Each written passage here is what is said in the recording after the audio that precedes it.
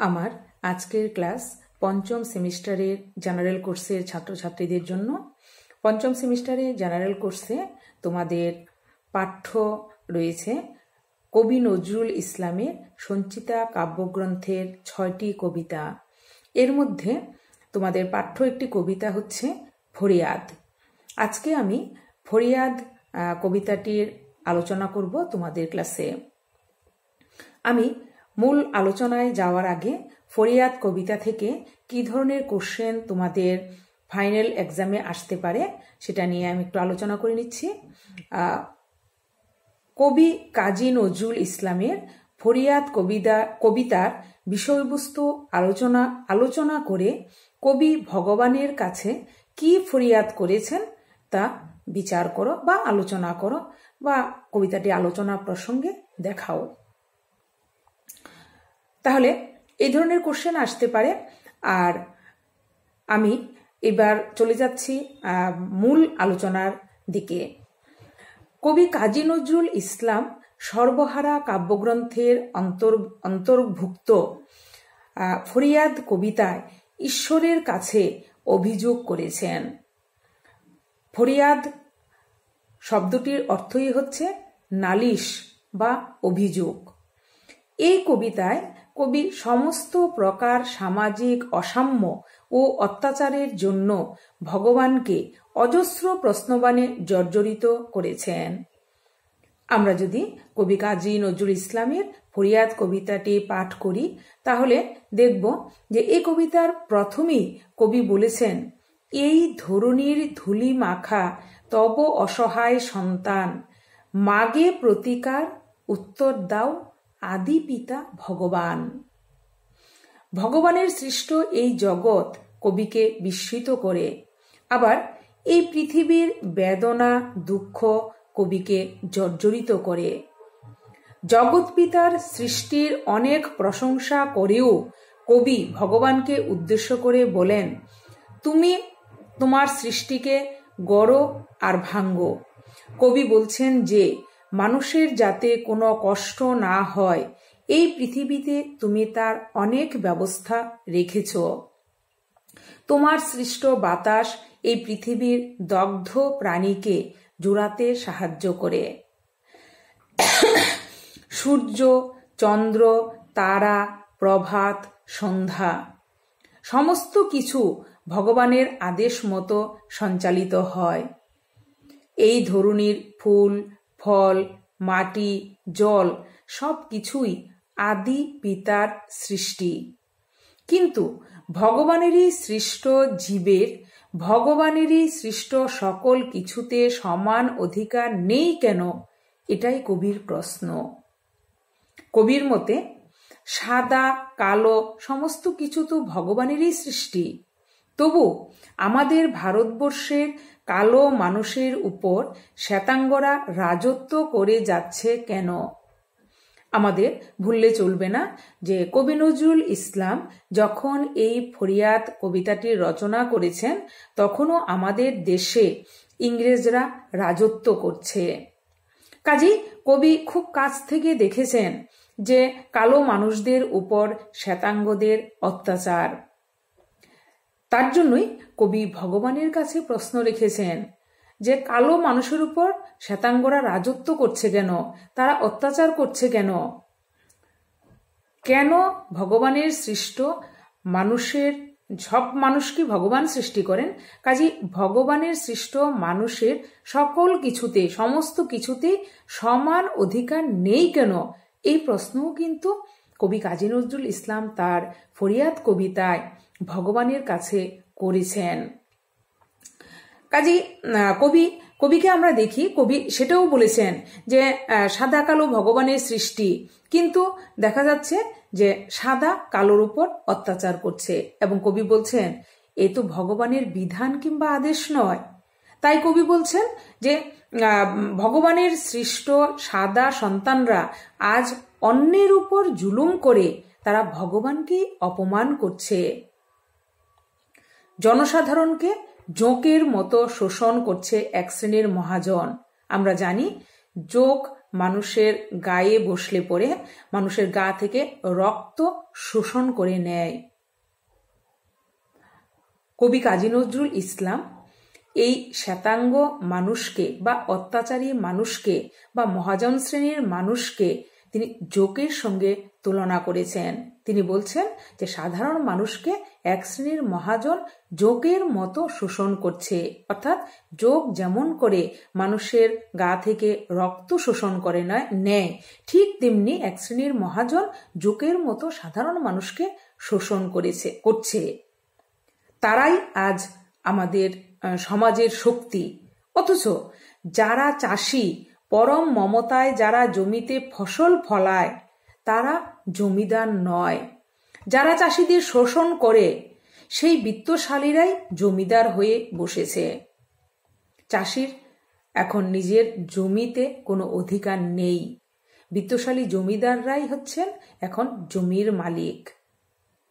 তাই ফরিয়াদ কবিতায় কবি বলেছেন, মাটিতে যাদের ঠেকে না চরণ, মাটির মালিক তাহারাই হন।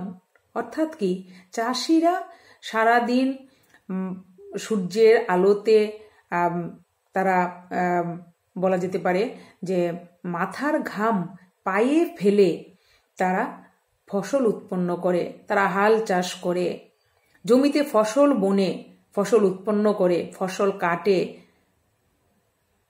যারা সারা দিন পরিশ্রম করে বা সারা বছর পরিশ্রম করে জমিতে তাদের সমস্ত শ্রম দিয়ে ফসল ফলায়, তাদের জমিতে কোনো অধিকার নেই। জমির মালিককে, মাটির মালিককে, যাদের মাটিতে চরণ ঠেকে না, অর্থাৎ যে জমিদাররা জমির মালিক হিসেবে নিজেদের প্রতিপন্ন করেন, তারা তো কোনোদিন জমিতে নেমে দেখেন না, তারা তো চাষবাস করেন না। তাই কবি বলছেন, ভগবান সব অনাচার সহ্য করেন, কিন্তু পীড়িত মানব এই অপমান আর সহ্য করবে না। ভগবানের সৃষ্ট এই পৃথিবী সকল মানুষ সমানভাবে ভোগ করবে। আমরা জানি কবি কাজী নজরুল ইসলাম তিনি হচ্ছেন সাম্যবাদী কবি। কাজী সবকিছুতে সবার সমান অধিকার, এটাতেই কবি বিশ্বাসী। তাই তিনি বলছেন যে এই পৃথিবী হচ্ছে ভগবানের সৃষ্ট। এই কালো সাদা যারাই হন, চাষি জমিদার, সবাই ভগবানের সৃষ্ট মানব। কাজেই ভগবানের সৃষ্ট জীব, ভগবানের সৃষ্ট এই পৃথিবীকে সমানভাবে ভোগ করবে। এই কবিতাটির শেষে আমরা দেখব কবি নিপীড়িত জনগণের জয় ঘোষণা করেছেন। কাজী নজরুল ইসলাম বিদ্রোহী কবি। কবির ফরিয়াদ কবিতাতেও বিদ্রোহের সুর ধ্বনিত হয়েছে। কবি সকল প্রকার সামাজিক অসাম্য ও অত্যাচারের জন্য ভগবানকে অজস্র প্রশ্নবাণে জর্জরিত করেছেন। কবি সব মানুষের সমান অধিকার আদায়ের লক্ষ্যে ভগবানের উদ্দেশ্যে ফরমান জারি করেছেন। কবি বলেছেন, শ্বেত পীত কালো করিয়া সৃজিলে মানবে, সে তব সাধ। অর্থাৎ ভগবানকে উদ্দেশ্য করে তিনি বলেছেন যে তুমি সাদা করেছো কিংবা পীত করেছো কিংবা কালো করেছো, সেটা করে মানুষকে সৃষ্টি করেছো, সেটা তোমার সাধ, তোমার মনের ব্যাপার। আমরা যে কালো তুমি ভালো জানো, নহে তাহা অপরাধ। আমরা ভারতবাসীরা আমরা যে কালো সেটা তো তুমি খুব ভালো করে জানো, কিন্তু সেটা তো আমার অপরাধ নয়, আমাদের অপরাধ নয়, সেটা তো তুমি শখ করে সাধ করে সৃষ্টি করেছো। কবি জগতের অসাম্যের বিরুদ্ধে লেখনী ধরেছেন। কবি লক্ষ্য করেছেন যে জাতি অন্যায়ভাবে টিকে আছে সেই জাতি বড়। তাই কবি অন্যায়ের বিরুদ্ধে প্রতিবাদ জানিয়েছেন। কিছুটা যেন শ্লেষের সঙ্গেই, ব্যঙ্গের সঙ্গেই কবি বলেছেন, এত অনাচার সয়ে যাও তুমি মহামহিয়ান, কিন্তু পীড়িত মানব পারে নাকো আর শোবে না এ অপমান। এ অপমান পীড়িত মানুষ আর সহ্য করবে না। তুমি অনাচার সহ্য করতে পারো, তুমি মহান, কিন্তু যারা নিপীড়িত হচ্ছে সেই মানুষ আর এই অপমান সহ্য করবে না। কবি তাই ভগবানের দেওয়া এই বিশাল যে ভগবানের কাছে কবি বিচার চাইছেন, যে এর একটা বিহিত করতে হবে। আসলে কবি জানেন, কবি মানেন এবং কবি স্বীকারও করেছেন, কবি বলেছেনও এই কবিতাতে যে এই ভগবান দিয়েছেন যে এই বিশ্ব বা ভগবানের যে সৃষ্ট বিশ্ব, বিশাল বিশ্ব আমাদের সকলের। কাজেই এই বিশ্বের যা কিছু তাতে আমাদের সকলের সমান অধিকার। কবি কাজী নজরুল ইসলামের ফরিয়াদ একটি প্রতিবাদমূলক কবিতা। সমগ্র কবিতাটিতে অন্যায়ের বিরুদ্ধে, অত্যাচারের বিরুদ্ধে কবি সোচ্চার হয়েছেন। কবি ভগবানের কাছে এ অসাম্যের বিরুদ্ধে অভিযোগ করেছেন। কবিতাটির শেষে কবি নিপীড়িত জনগণের জয়ের স্বপ্ন দেখেছেন। কবি এখানে নিপীড়িত, অত্যাচারিত এই জনগণের প্রতিনিধি হয়ে ভগবান বা ঈশ্বরের কাছে সুবিচার পাবার আশা করেছেন। তাহলে আমরা আমাদের আলোচ্য এই কবি কাজী নজরুল ইসলামের সঞ্চিতা অন্তর্ভুক্ত যে ফরিয়াদ কবিতাটি রয়েছে, এই ফরিয়াদ কবিতাতে আমরা দেখছি কবি ভগবানের কাছে নালিশ বা অভিযোগ করেছেন। কেন করেছেন? তিনি অসাম্যকে দেখতে সহ্য করতে পারছেন না।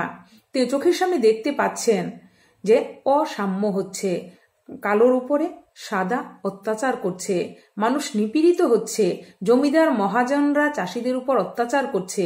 কাজে সমস্ত কিছুর বিরুদ্ধে তিনি ভগবানের কাছে বিচার চেয়েছেন, নালিশ করেছেন, অভিযোগ করেছেন এবং একটা বিহিত করার জন্য তিনি বলেছেন এবং তিনি সুবিচার পাবার আশাও করেছেন। আজকের ক্লাস এই পর্যন্তই। আগামী ক্লাসে তোমাদের সঙ্গে আবার দেখা হবে।